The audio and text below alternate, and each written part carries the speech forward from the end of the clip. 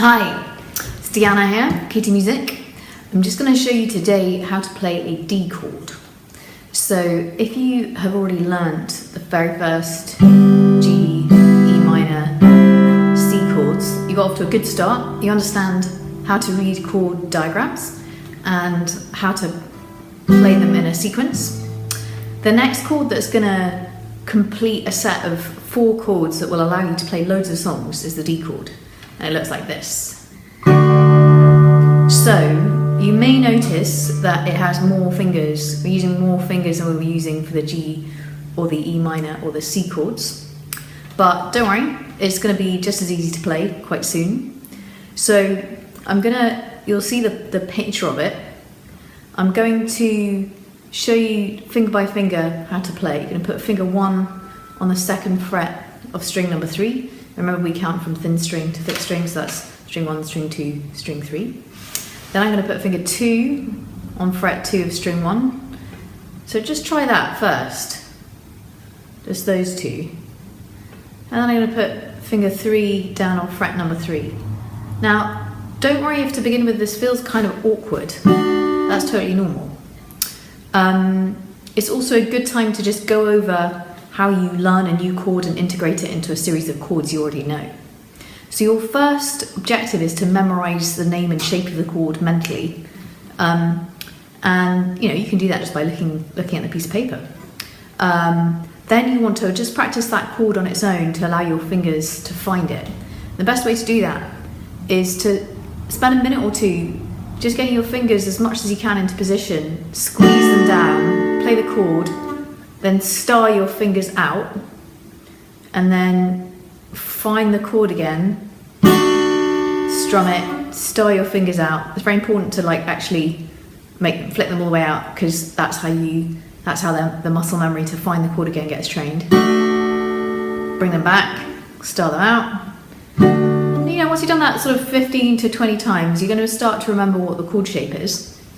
Then, step 2, you're going to put that with another chord and change between it. For reasons of musical chemistry that you're going to understand more about further down the line, a D chord is very often found right next to a G chord. So that is a very good pair to start working on. So you're just going to set a little timer on your phone or whatever, and then it's going to practice going from G to D. To G, then you're going to find a D, then you're going to go back to a G. You might notice that you can actually just put your little finger down. So spend a minute doing that. The very first time that you do this, probably what would be normal or average would be to manage to change 3 to 4 times in a minute. So if you're getting more than that, then you're doing really well. It does go up quite quickly. If you do this every day, you can expect to go from maybe 3 or 4 the first time you try it to maybe 12 by the end of the week, maybe 20 by the end of the next week.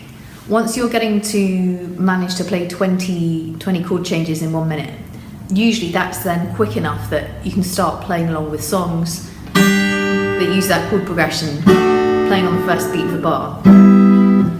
So, just a little reminder about how to practice when you want to start playing along to a song. You're always going to separate the strumming from the chord changing, 2 totally different movements. And I'll practice them separately. That's the quickest way to improve on both of them. When it comes to playing a song or playing along with a chord sequence, you really want to be training yourself to come in on beat 1.